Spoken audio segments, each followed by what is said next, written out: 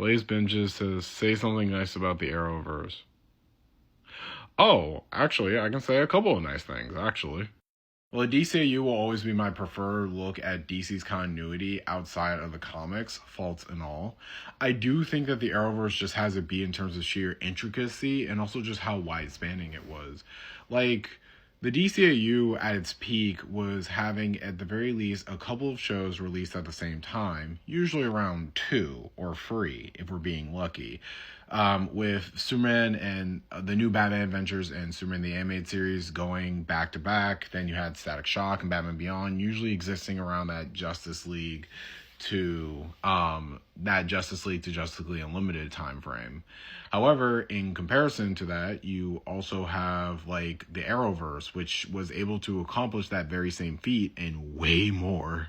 Meanwhile, the Arrowverse at its peak across practically 4 different shows were able to not only release like 20 episode long seasons, which in nowadays they'd kill you for, but they were also able to have regular continuity references that were pretty airtight, have crossovers and also cameos of other characters, and also be able to maintain year-long crossovers for about 4 years running. That is incredibly impressive.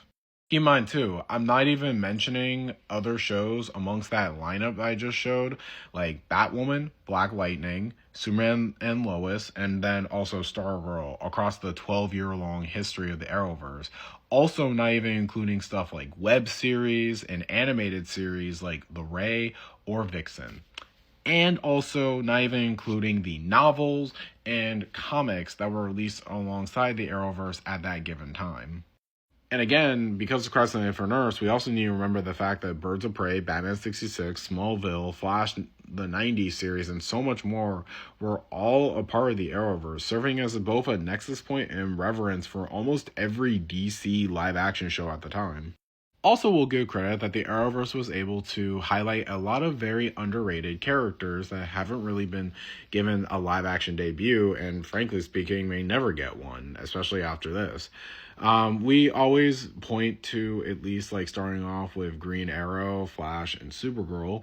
Not exactly the trinity that most people think about, but also you had other characters like the Ray, Mr. Terrific, Steel, Vixen, Black Canary, and Wild Dog, and so many other characters, whether it be through their villains or their heroes.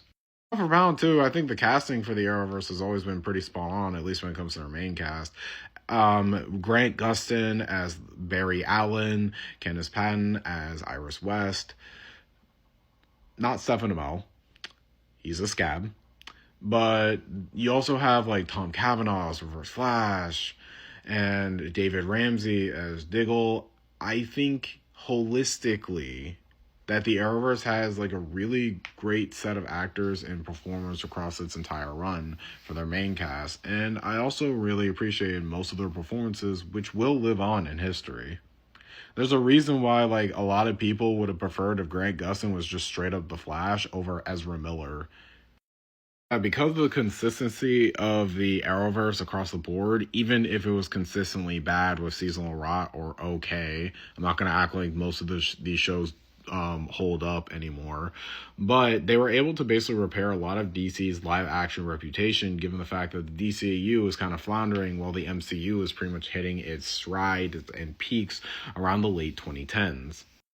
And honestly, in this current administration where so much of our rights and also representation is getting taken away, I have to say it's kind of refreshing that the Arrowverse was able to highlight not only like a bunch of LGBT centric characters, but also were able to at least like have very positive representation when depicting almost all those sexualities. And even introduce a lot of new characters too. That's why I don't hear a lot of. Also, too, despite the fact that Arrowverse spotlighted a lot of underrated characters, it also managed to introduce a lot of original characters, too. White Canary, you also had, like, Diggle as Spartan, and then later, not Green Lantern, Ryan Wilder as the new Batwoman, and so on and so forth. Plus, most famously, Nicole Maines as Dreamer.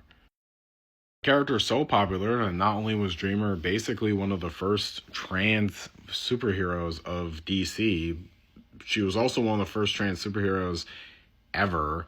And on top of that, too, Nicole Maines and Rye Hickman were able to make Dreamer's own graphic novel, Bad Dream, which I highly recommend. It's really good.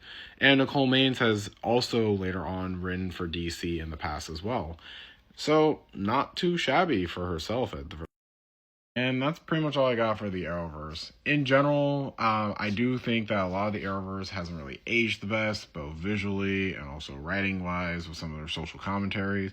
But frankly speaking, and kind of just the way we're going with these 8 episode long streaming services that release shows like once every 3 years, I kind of got to respect the Arrowverse for being so ambitious at the time. Nothing ventured and nothing gained, and I think the Arrowverse was still able to hold a special place in the hearts of many for many years to come, given the fact that it basically carried DC's live action reputation across 10 years.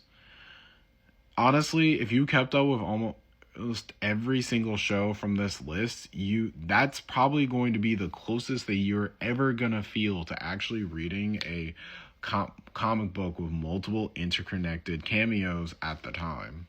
And for that, I gotta respect it.